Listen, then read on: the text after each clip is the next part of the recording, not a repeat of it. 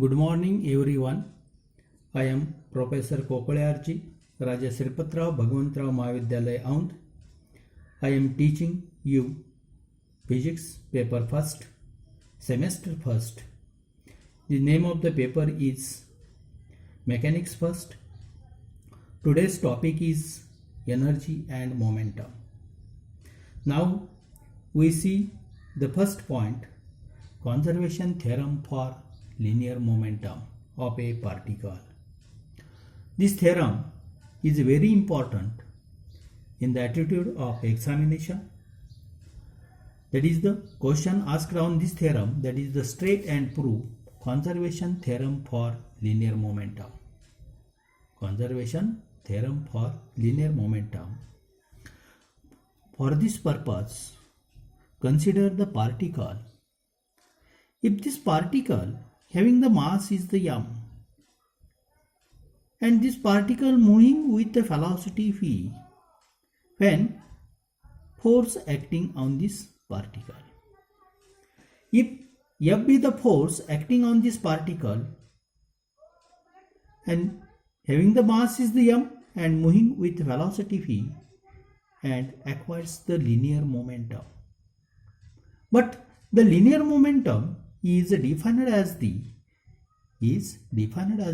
product of mass and velocity of particle.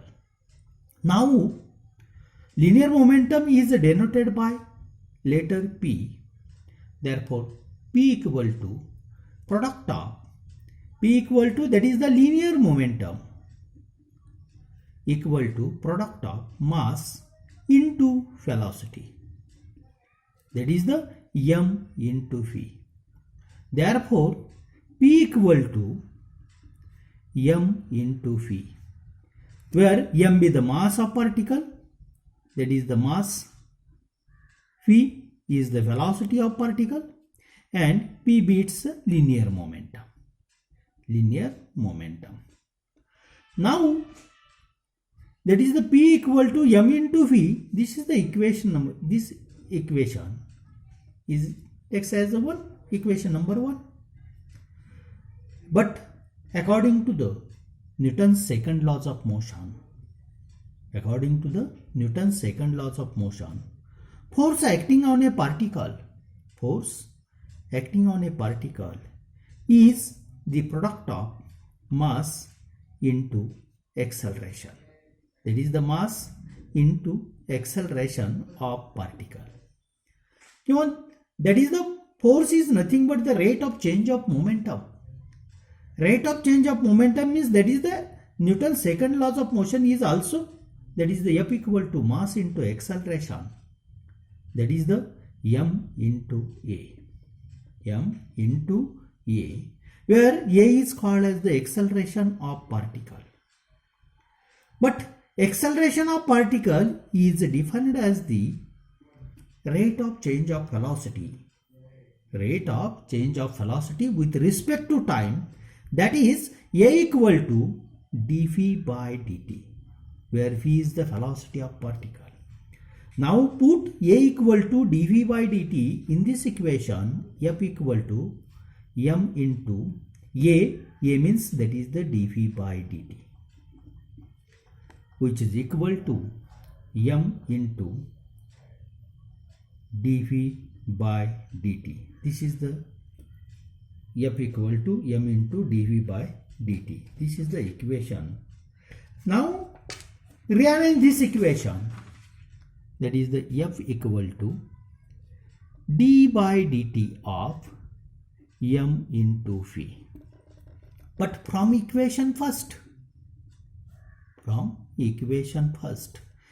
the product mass into velocity is nothing but the momentum, that is the P equal to linear momentum. That is the F equal to, this equation became changes, that is the F equal to dp by dt. If F equal to 0, that is the force acting on a particle is 0. Then put f equal to 0, we get dp by dt equal to 0. And if dp by dt equal to 0, then p, the quantity p, remains constant. Because of derivative of any constant term is 0. Any constant term is 0, therefore p equal to constant. That is, the dp by dt is equal to 0, hence p equal to constant.